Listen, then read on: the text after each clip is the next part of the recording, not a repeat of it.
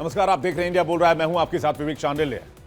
America के परमाणु परीक्षण के बीच रूस से तनाव चरम पर पहुंच गया है। दुनिया की दो सबसे बड़ी परमाणु शक्तियां आमने सामने टक्कर में खड़ी दिखाई दे रही हैं। एक तरफ अमेरिका, जिसके पास दुनिया की सबसे बड़ी सैन्य अर्थव्यवस्था है, 11 aircraft carrier and stealth bombers हैं, B-2, B-21, और 5000 से ज्यादा न्यूक्लियर वॉरहेड्स हैं।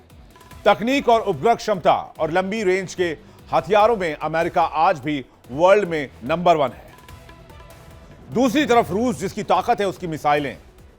दुनिया की सबसे घातक हाइपरसोनिक मिसाइल एवेनग्राद, समुद्र से छोड़ा जाने वाला पोसाइडन न्यूक्लियर ड्रोन और सरमट ICBM, जो पूरे महाद्वीप को मिटाने की ताकत रखता है।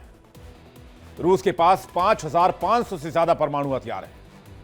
यानी आंकड़ों के लिहाज से देखा जाए तो दोनों एक दूसरे के बराबर हैं।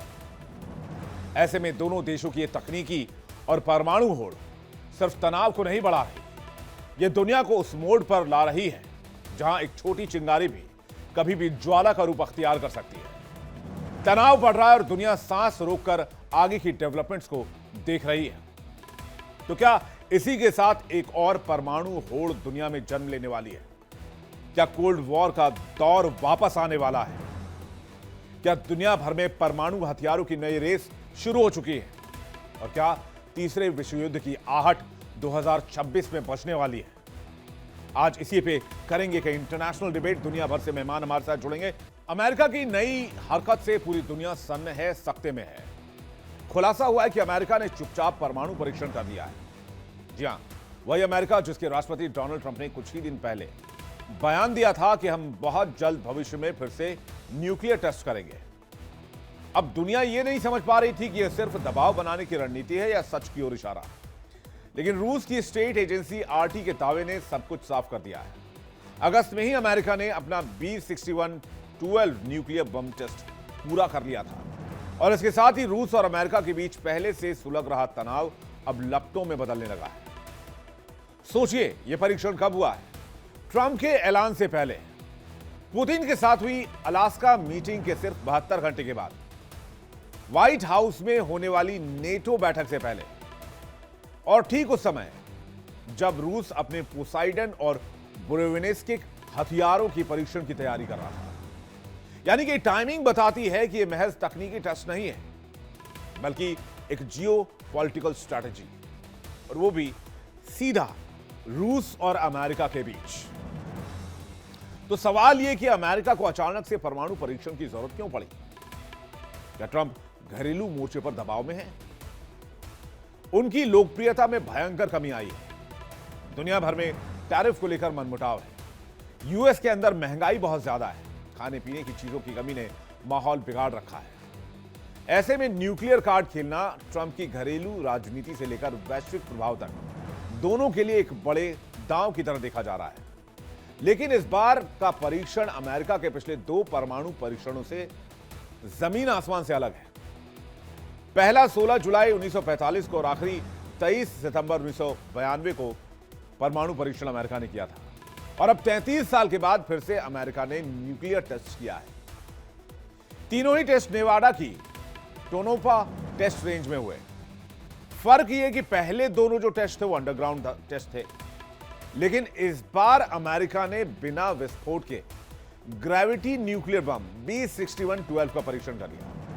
यानी उस स्थिति की प्रैक्टिस जिसमें एक बम को वास्तविक युद्ध स्थिति की तरह गिराया जाता है, लेकिन यहां न्यूक्लियर ब्लास्ट नहीं किया जाता है। तो समझ लीजिए B-61-12 की ताकत क्या है। यह हवा से गिराया जाने वाला एक न्यूक्लियर ग्रेविटी बम है। इसे B-2A, F-15E, F-16, F-35 और यहां तक कि B-21 बॉम्बर से भी लॉन्च किया जा सकता है। इसकी लंबाई 12 फीट है, इसका वजन 825 पाउंड है। ग्रेविटी और गाइडेड मोड दोनों में टारगेट भेजने में सक्षम है। पुराने न्यूक्लियर बमों की तुलना में ज्यादा सुरक्षित और ज्यादा सटीक है। रूस इसे अमेरिका की न्यूक्लियर एस्केलेशन का पहला कदम बता रहा है।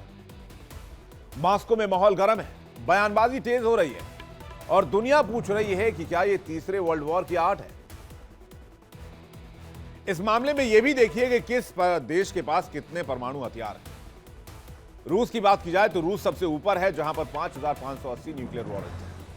अमेरिका के पास 5,277 के करीब। चीन के पास तकरीबन 600 के आसपास है, लेकिन यह आंकड़ा ऊपर भी हो सकता है, यह भी कयास लगाए जाते हैं।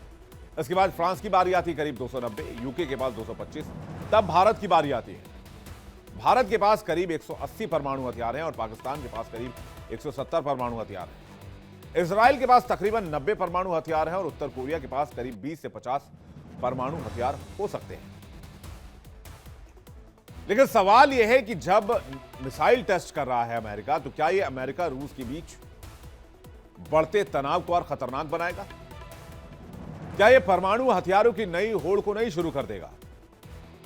और क्या दुनिया एक बार फिर से न्यूक्लियर बॉम्ब के ऊपर आकर नहीं बैठ गई है? इन सवालों के जवाब कुछ हफ्तों में मिल जाएंगे, लेकिन इतना तय है, ट्रंप के इस चुपचाप किए गए परमाणु परीक्षण ने दुनिया की राजनीति को एक बार फिर से उसी मोड़ पर ला खड़ा किया है, जहां तनाव है, टकराव की गर्मी है और भविष्य अनिश्चित नजर आता है, जैसे कि कोल्ड वॉर के दरमियान हुआ था। और आपको बता दें, कोल्ड वॉर ही वो टाइम था जब सबसे ज्यादा परमाणु परीक्षण किए गए। मकसद क्या है? थोड़े दिन पहले डोनाल्ड ट्रंप ने कहा था कि उनके पास इतने परमाणु हथियार हैं कि वो पूरी दुनिया को 150 बार वाइप आउट कर सकते हैं। बातचीत करने के लिए मेहमानों का एक बड़ा पैनल इस वक्त हमारे साथ जुड़ रहा है। हमारे साथ कर्नल एस के मलिक जुड़ रहे हैं, भू राजनीतिक विशेषज्ञ और रक्षा विशेषज्ञ। मलिक साहब, बहुत स्वागत है आपका। कर्नल जयेश सोढ़ी हमारे साथ जुड़ रहे हैं, विदेश मामलों के जानकार, रक्षा विशेषज्ञ। सोढ़ी साहब, आपको बहुत स्वागत है। मेजर आशीष चतुर्वेदी हमारे साथ जुड़ रहे हैं, रक्षा विशेषज्ञ। आशीष जी, आपका भी बहुत स्वागत है मेजर साहब। सीए डॉक्टर अमन चुग हमारे साथ जुड़ रहे हैं, जियोपॉलिटिकल एक्सपर्ट हैं, भू राजनीतिक विशेषज्ञ।